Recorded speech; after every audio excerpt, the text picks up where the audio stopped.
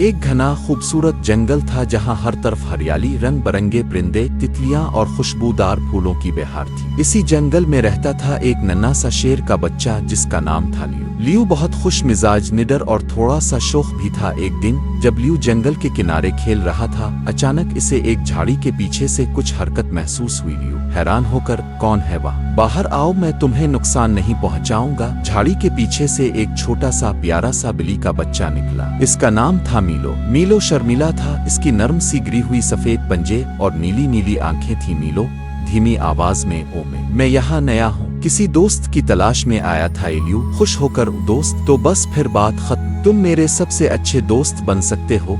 और यूं दो मुख्तलिफ दुनियाओं के बच्चे, एक जंगल का बादशाह बनने वाला और एक छोटी नर्म दिल बिल्ली, बेहतरीन दोस्त बन गए। दोस्ती का रंगीन सफर। लियू और मीलो हर दिन नए नए कारनामे करते, कभी तितलियों के पीछे दौड़ते, कभी पत्तों की कुश्ती बनाकर नदी में छोड़ते और कभी दरख्तों के नीचे साए में लेटकर ख्वाब देखते। एक दिन मीलो ने देखा कि लियू एक ऊंचे दरख्त पर चढ़ने की कोशिश कर रहा है मगर फिसल रहा है। मीलो प्यार से, आहिस्ता लियू, तवाजुन संभाल कर चढ़ो, मैं नीचे हूँ। लियू ने मीलो की बात मानी और हंसते हंसते नीचे आ आया। दोनों खूब हंसे। जंगल के दूसरे जानवर भी इस अनोखे जोड़े को देखकर हैरान होते, मगर सबको उनकी दोस्ती से खुशी मिलती। तूफान की आजमाइश। एक दिन आसमान पर काले बादल छा गए, हवा तेज हो गई, परिंदे उड़ने लगे और जानवर छुपने लगे। लियू और मीलो एक खिली जगह पर खेल रहे थे कि तूफान आ गया। अचानक तेज बारिश और बिजली ने जंगल को हिलाकर रख दिया। अंधेरी हुआ और पानी के जोर से लियू का पांव फिसला और वो एक कीचड़ से भरे गड्ढे में गिर गया। लियू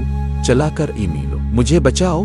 मीलो खुद भी भीगा हुआ कांप रहा था मगर उसने हार नहीं मानी। वो पानी में दौड़ता रहा लियू की आवाज के पीछे, यहाँ तक कि वो इस गहरे गार तक पहुंच गया जहां लियू गिरा था। बहादुरी और सच्ची दोस्ती। गार के सामने एक खतरनाक सांप बैठा था। इसकी आंखें पीली और चमकदार थीं। रावी मीलो ने एक लकड़ी उठाई और अपनी पूरी ताकत से सांप की तरफ चलाया। मीलो जोर से, हिट जाओ, मेरे दोस्त को बचाना है। सांप हैरान हुआ और गुस्से के बजाय पीछे हिट कर जंगल में गायब हो गया। गार के अंदर लियू जख्मी और कमजोर था, मगर जब उसने मीलो को देखा तो उसके चेहरे पर खुशी की रोशनी फैल गई। लियू आहिस्ता, तुम आए, मुझे यकीन था तुम जरूर आओगे। मीलो ने इसे सहारा दिया और दोनों दोस्त धीरे धीरे तूफान में से निकलकर वापस जंगल की तरफ चल पड़े। खुशी का जश्न। जब वो वापस पहुंचे तो पूरा जंगल खुशी से झूम अल्फाटे। हाथी ने फूल अलिफाचेली, परिंदों ने गीत गाए और बंदरों ने तालियां बजाईं। जंगल में जश्न मनाया गया, दरख्तों पर झंडियां लटकाई गईं, जानवरों ने नाच गाना किया